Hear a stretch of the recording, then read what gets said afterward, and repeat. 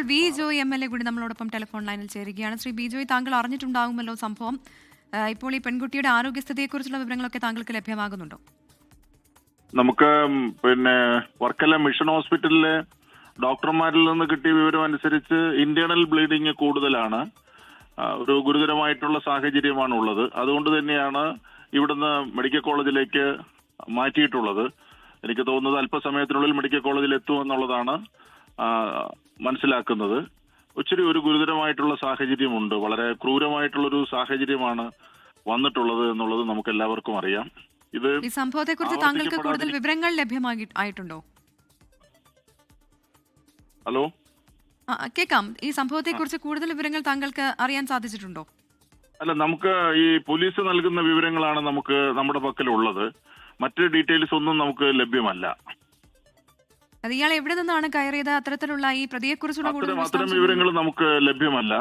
ഇയാൾ അവിടുന്ന് വന്നയാളാണോ, അത് ഇടയ്ക്ക് വെച്ച് കയറിയ ആളാണോ, അത്തരം കാര്യങ്ങളെ കുറിച്ചൊന്നും തന്നെ നമുക്ക് കൂടുതൽ വിവരങ്ങൾ ലഭ്യമല്ല.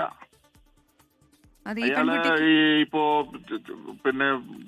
പോലീസിനോട് പറയുന്നത് അയാളല്ല എന്ന നിലപാടാണ് അയാൾ എടുക്കുന്നത്. പക്ഷേ സഹയാത്രികരുണ്ടായിരുന്നല്ലോ, അവരൊക്കെ ഇയാൾ തന്നെയാണെന്നുള്ള അതെ, സഹയാത്രികർ കൂടെ യാത്ര ചെയ്തിരുന്ന ഒരു പെൺകുട്ടിയുണ്ട്. ആ കുട്ടി ഇയാൾ തന്നെയാണെന്ന് ഉറപ്പിക്കുന്നുമുണ്ട്.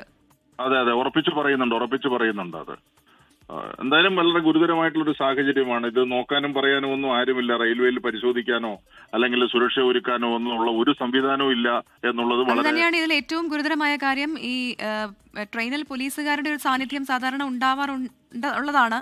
ഇതിപ്പോൾ എന്താണ് സംഭവിച്ചതെന്നാണ് താങ്കൾക്ക് മനസ്സിലാക്കാൻ സാധിക്കുന്നത്? അല്ല, ഇതിലുള്ളൊരു പ്രധാനപ്പെട്ട പ്രശ്നം, ഒരു സംഭവം ഉണ്ടായാൽ റെയിൽവേ കുറച്ച് നാളത്തേക്ക് അലർട്ടാവും. ആ സംഭവത്തിന്റെ ഇത് കഴിയുമ്പോഴത്തേക്ക് സ്വാഭാവികമായിട്ട് വീണ്ടും പഴയ രീതിയിലേക്ക് തന്നെ പോവുകയാണ്. അപ്പോൾ മനുഷ്യന്റെ ഒരു സുരക്ഷ ഉറപ്പാക്കാൻ, പ്രത്യേകിച്ചും ഈ രാത്രികാലങ്ങളിൽ സഞ്ചരിക്കുന്ന പാസഞ്ചേഴ്സിന്റെ സുരക്ഷ ഉറപ്പാക്കുക എന്നുള്ളത് അതീവ ശ്രദ്ധയോടുകൂടി റെയിൽവേ ചെയ്യേണ്ട ഒരു കാര്യമാണ്. പക്ഷെ റെയിൽവേ അത് അവഗണിക്കുന്ന സാഹചര്യമാണുള്ളത്. ഉയർന്ന ഉദ്യോഗസ്ഥന്മാർ ഇക്കാര്യത്തിൽ പ്രതികരിക്കണം. ഇത്തരം ചില സംഭവങ്ങളെന്ന് പറഞ്ഞാൽ നമുക്ക് വളരെ ഞെട്ടലോട് കൂടിയിട്ടാണ് നമ്മുടെ സമൂഹം അത് കാണുന്നത്.